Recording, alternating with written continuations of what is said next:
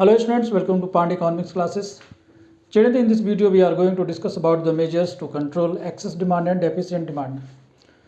पिछले वीडियो में चिल्ड्रन हम लोगों ने बात की थी excess demand and deficient demand की, और हम लोगों ने उसके इफ़ेक्ट भी देखे थे कि इकोनॉमी में एक्सेस डिमांड के क्या इफ़ेक्ट हैं और डेफिशिएंट डिमांड के इकोनॉमी में क्या इफ़ेक्ट होंगे। तो हमने देखा था कि चिल्ड्रन आउटपुट, इनकम और इन्वेस्टमेंट पर क्या इफ़ेक्ट होगा।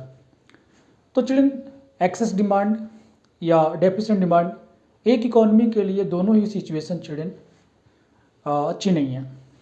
The situation neither excess demand nor deficient demands are good for economy.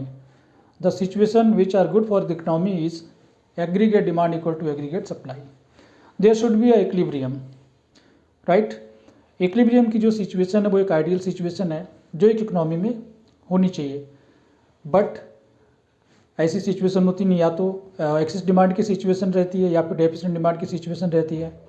बहुत ही रेयर केस ऐसा है चिल्ड्रन कि जब हमारी इकोनॉमी या कोई भी इकोनॉमी इक्विलिब्रियम में हो, यानी कि इक्विलिब्रियम वो लेवल जहाँ पर full employment at the full employment level, ठीक है। Income and employment at full employment level is known as aggregate equilibrium level of the economy. So as we understood the effect and reasons for excess demand and deficient demand, here in this video we are going to discuss about the measures to correct excess demand and deficient demand. Children, एक economy में जो access demand या deficient demand की जो situation है उसको correct करने के लिए या इक्विलिब्रियम में लाने के लिए जो स्टेप्स लेने के लिए रिस्पॉन्सिबल हैं वो हैं, first the government of the country, and second is the Reserve Bank of, or we can say central bank of that country. In the context of India, right, in the context of India, the Indian government takes the measures to correct the situation of excess demand and deficient demand, and second body that take the measures to correct excess demand and deficient demand is Reserve Bank of India. हमारे देश का जो reserve central bank है वो reserve bank of India है।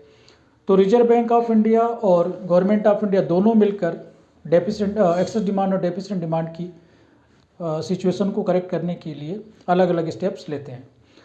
तो यहाँ पर चिल्ड्रन जो स्टेप्स गवर्नमेंट लेती है उसे तो हम कहते हैं फिस्कल पॉलिसी, और जो स्टेप्स सेंट्रल बैंक लेती है या रिजर्व बैंक ऑफ इंडिया लेती है इंडिया के कॉन्स्ट्रक्ट में उसे कहते हैं मॉनेटरी पॉलिसी। बैंकिंग चैप्टर जब मैं आपको बता रहा था या जब आपने बैंकिंग चैप्टर स्टडी किया था उसमें आपने देखा होगा कि किस तरीके से जो रिजर्व बैंक ऑफ इंडिया है वो मनी सप्लाई को कंट्रोल करता है या रेगुलेट करता है। हम उन्हीं स्टेप्स को फिर से इस वीडियो में डिस्कस करने वाले हैं। तो जो स्टेप्स इन दोनों सिचुएशन को, जो कि excess demand and deficient demand है, इन दोनों सिचुएशन को कंट्रोल करने के लिए जो स्टेप्स जो गवर्नमेंट ऑफ इंडिया लेगी उसे तो हम कहते हैं चिल्ड्रन फिस्कल पॉलिसी, और जो steps reserve bank of India लेगी उसे हम कहेंगे monetary policy. Actually children economy में जब मनी सप्लाई बहुत इंक्रीज हो जाती है, लोगों के पास पैसा बहुत ज़्यादा आ जाए तो वो ज़्यादा स्पेंड करना शुरू कर देते हैं। Expenditure, consumption expenditure, investment expenditure increase हो जाता है। तो जब लोग ज़्यादा एक्सपेंडिचर कर रहे हैं, ज़्यादा डिमांड कर रहे हैं, इसका मतलब ये है कि लोगों के पास डिस्पोजेबल इनकम बहुत ज़्यादा है। तो गवर्नमेंट कुछ ऐसे स्टेप्स लेती है कि उनके पास जो डिस्पोजेबल इनकम है या जो मनी सप्लाई है उसको कम किया जाए। और डेफिशिएंट की डिमांड की सिचुएशन में चिल्ड्रन जब एग्रीगेट डिमांड कम है तो गवर्नमेंट उस एग्रीगेट डिमांड को रीच करने की कोशिश करती है। तो गवर्नमेंट या आरबीआई ऐसे स्टेप्स लेती हैं ताकि हम इकोनॉमी में मनी सप्लाई को इंक्रीज करें। तो हम कह सकते हैं कि एक्सेस डिमांड की सिचुएशन में चिल्ड्रन मनी सप्लाई को कंट्रोल किया जाता है, मनी सप्लाई को कम किया जाता है, जिससे कि लोगों के पास डिस्पोजेबल इनकम कम हो जाए और वो डिमांड कम करें, तो एक्सेस डिमांड की सिचुएशन ठीक हो जाएगी। डेफिशिएंट डिमांड के केस में children government of the country and reserve bank of India या central bank of that country take the steps to increase the money supply. तो यहाँ पर जो मेन जो थीम है या जो मेन पॉइंट है जिस पर हम लोग डिस्कस करेंगे वो है चिल्ड्रन मनी सप्लाई को इंक्रीज या डिक्रीज करना, कि किस तरीके से एक्सेस डिमांड की सिचुएशन में मनी सप्लाई को कम करेंगे और डेफिशिएंट डिमांड के केस में मनी सप्लाई को हम इंक्रीज करेंगे। तो इन्हीं सब स्टेप्स के बारे में चिल्ड्रन हम लोग आगे बात करने वाले हैं। तो चलिए हम लोग वीडियो को स्टार्ट करते हैं। तो चिल्ड्रन फर्स्ट जो टॉपिक है जो हम लोग बात करने वाले हैं ये point, measures to control excess and deficient demand, जिसके बारे में हमने आपसे बात की। ये देखिए यहाँ पर फर्स्ट जो changes in government spending, changes in taxes, ठीक है। ये जो दो स्टेप्स आप चिल्ड्रन देख रहे हो, ये जो फर्स्ट टू हैं इसे हम कहते हैं फिस्कल पॉलिसी, ठीक है। और बाकी के जो ये आप देख रहे हो ये वाले स्टेप्स इसे कहते हैं मॉनेटरी पॉलिसी, ठीक है। ये जो फर्स्ट टू स्टेप्स आप देख रहे हैं, change in government spending, second change in taxes, ये फिस्कल पॉलिसी है। इन दोनों के बारे में हम लोग डिस्कस कर लेते हैं। फर्स्ट है children change in government spending, ठीक है। अब हमारे पास दोनों सिचुएशन है चिल्ड्रन। सबसे पहले क्या है कि हम एक्सेस डिमांड की बात कर लें। एक्सेस डिमांड के केस में चिल्ड्रन क्या होगा कि गवर्नमेंट जो है अपनी स्पेंडिंग को कम कर देगी, ठीक है, डिक्रीज इन स्पेंडिंग। और अगर इकोनॉमी में चिल्ड्रन डेफिसिएंट की डिमांड है,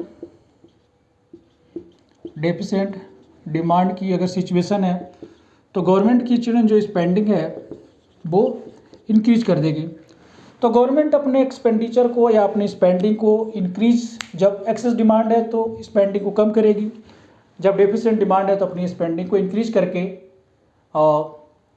इस सिचुएशन को हैंडल करती है या कंट्रोल करती है।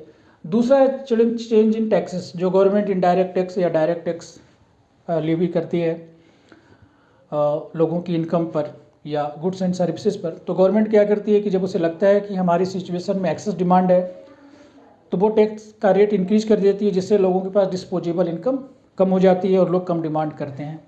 डेफिसिएंट के केस में चिल्ड्रन गवर्नमेंट क्या करती है कि गवर्नमेंट लोगों के टैक्स रेट को कम कर देती है, सब्सिडी प्रोवाइड करवाती है, जिससे कि लोगों के पास ज़्यादा इनकम हो और वो ज़्यादा डिमांड कर सकें। थर्ड जो केस है चिल्ड्रन वो है, जो थर्ड जो पॉइंट हम लोग बात करने वाले वो है चेंजेस इन मनी सप्लाई, इसको मॉनेटरी पॉलिसी कहते हैं। और ये जो पॉलिसी है या ये स्टेप्स हैं जो उस कंट्री की रिजर्व सेंट्रल बैंक स्टेप्स लेती है। इसमें हम लोग दो तरीके के जो इंस्ट्रूमेंट हैं जो रिजर्व बैंक ऑफ इंडिया या central bank of the country जो स्टेप्स लेती है वो दो तरीके के हैं चिल्ड्रन। फर्स्ट जो है क्वांटिटेटिव इंस्ट्रूमेंट्स, सेकेंड है क्वालिटेटिव इंस्ट्रूमेंट्स। पहले हम लोग क्वांटिटेटिव इंस्ट्रूमेंट्स की बात करेंगे। और क्वांटिटेटिव इंस्ट्रूमेंट्स में चिल्ड्रन जो क्वांटिटी है मनी सप्लाई की उसको इंक्रीज या डिक्रीज किया जाता है। जैसे कि आपने पिछले बैंकिंग चैप्टर में पढ़ चुके हैं, आप देख सकते बैंक रेट हो गया, रेपो रेट हो गया, ओपन मार्केट ऑपरेशन हो गया और LRR हो गया। तो आपने बैंकिंग चैप्टर में पहले आप इन पॉइंट्स को स्टडी कर चुके हैं कि ये वो रेट हैं जिनसे कि इकोनॉमी में मनी सप्लाई को इंक्रीज या डिक्रीज किया जा सकता है। तो इसके बारे में चिल्ड्रन हम लोग एक एक करके कुछ बात कर लेते हैं। सबसे पहले चिल्ड्रन मैं आपसे बात करूँगा बैंक रेट। बैंक रेट आपको पता होगा, bank rate is the rate at which reserve RBI lend money to commercial bank. जिस रेट पर commercial bank reserve bank of India से बारो करती है या लोन लेती है लॉन्ग ड्यूरेशन के लिए, चिल्ड्रन उसे कहते हैं बैंक रेट। तो इस रेट को इंक्रीज या डिक्रीज करके चिल्ड्रन इसको कंट्रोल करती है। एक्सेस डिमांड के केस में इसको इंक्रीज करती है, डेफिसिएंट के केस में इसको डिक्रीज करती है। ऐसे repo rate children the rate at which commercial banks burrowing money from RBI for short term needs. Short term needs को फुलफिल करने के लिए जिस रेट पर RBI कॉमर्शियल बैंक को लोन देता है उसे हम कहते हैं रेपो रेट। इस रेट को भी चिल्ड्रन गवर्नमेंट इंक्रीज या डिक्रीज करती है। जब उसे लगता है कि इकोनॉमी में एक्सेस डिमांड की सिचुएशन है तो इस रेट को कम कर देती है। डेफिसिएंट के केस में इस रेट को मैंने उल्टा बता दिया कि एक्सेस डिमांड के केस में इस रेट को इंक्रीज कर देती हैं और डेफिसिएंट के केस में इसको कम कर देती हैं। उसके बाद चिल्ड्रन हमारे पास open market operation. Open market operation में आप जानते हैं कि जो गवर्नमेंट जो RBI है, रिजर्व बैंक ऑफ इंडिया है, वो sale and purchase government securities की सेलिंग एंड परचेजिंग करने लगती है एक्सेस डिमांड के केस में। और RBI क्या करेगी कि सिक्योरिटी को सेल करेगी। तो सेल करने से क्या होगा कि जो सिक्योरिटी है वो तो चली जाएगी बैंकों के पास, और बैंकों के पास जो पैसा है वो है आ जाएगा गवर्नमेंट के पास या बैंकों RBI के पास आ जाएगा। अब बैंकों के पास ज़्यादा पैसा नहीं है तो वो क्या करेंगे, वो ज़्यादा पैसा लोन भी नहीं दे पाएंगे। तो इससे क्या होगा कि मार्केट इकोनॉमी में सप्लाई मनी की कम हो जाएगी और एक्सेस डिमांड की सिचुएशन कम हो जाएगी।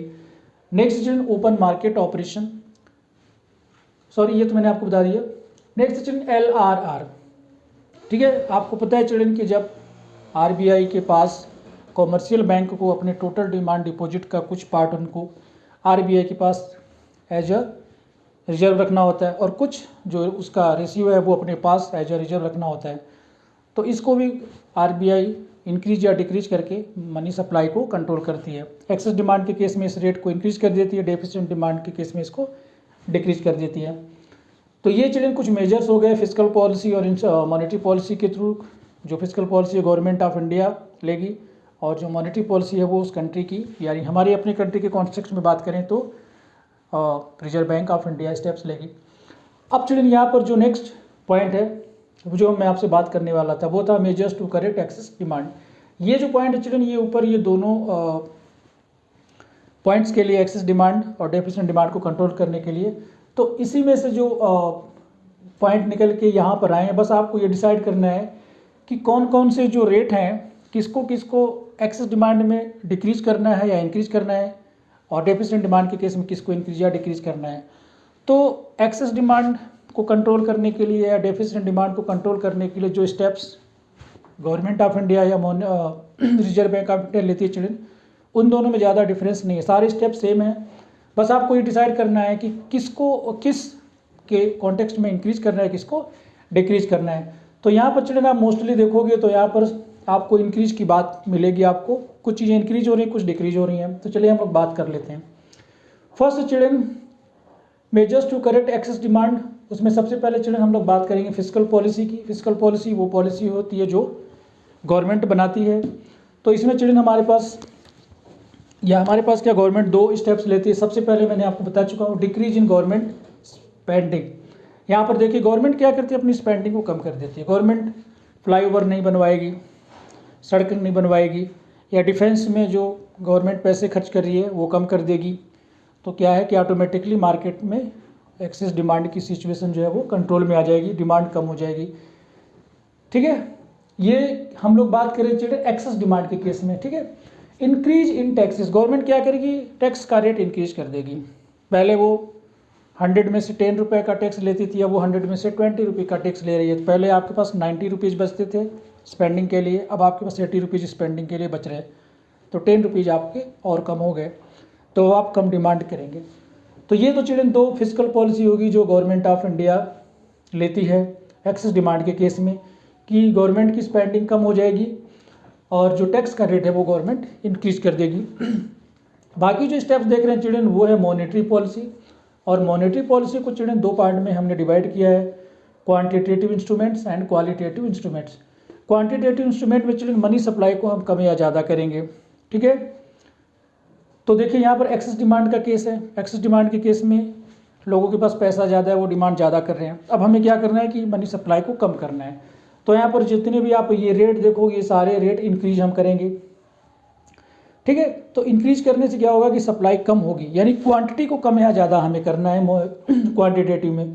क्वालिटेटिव में चिल्ड्रन हम क्वांटिटी तो वही रहेगी, बस हमें उसके डायरेक्शन को फिक्स करना होता है कि वो पैसा किस सेक्टर में जाना चाहिए। सबसे पहले चिल्ड्रन क्वांटिटेटिव इंस्ट्रूमेंट्स की बात करें, इसमें सबसे पहले इंक्रीज इन बैंक रेट।